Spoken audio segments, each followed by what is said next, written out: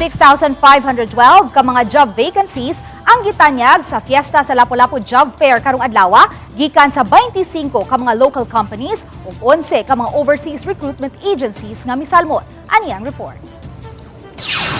Bisan pa man sa sunod-sunod nga mga job fair nga gipasiugdahan sa Peso Lapu-Lapu karong tuiga, ubay-ubay gihapon ang midagsa sa gipahigayong Fiesta sa Lapu-Lapu Job Fair karong adlaw sa usa ka pribadong establishmento sa Barangay Basak. Kini ilabi na kay mas daghang mga lokal nga kompanya ug mga overseas recruitment agencies ang misalmot. 2,209 ang kahigayunan sa pagpanarbaho ang gitanyag sa 25 ka mga local companies nga gilangkuban sa mga BPO companies, supermarkets ug MEPS locators. Samtang 4,303 ang job vacancies nga gitanyag sa 11 ka mga overseas recruitment agencies. Naglakip kini sa construction industry, hotels and resorts, factory workers ug mga magtutudlo alang sa Estados Unidos.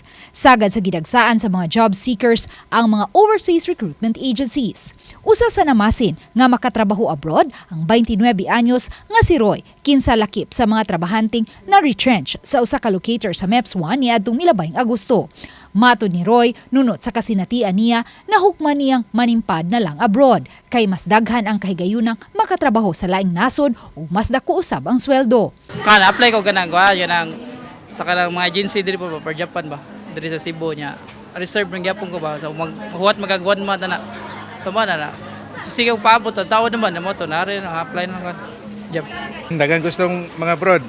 Nakita siguro nila nga ang mga opportunities ba. Gipili pod nato ang mga ang mga agencies nga nindot ang ilang gipang-offer nga mga skilled na mga job vacancies. As of 2 p.m. karong hapon, miabot na sa 803 ang mga registered applicants ug 42 kanila ang mga na-hired on the spot. Uban ni Marlon Melgazo, Luan Merondina, Balitang Bisdak.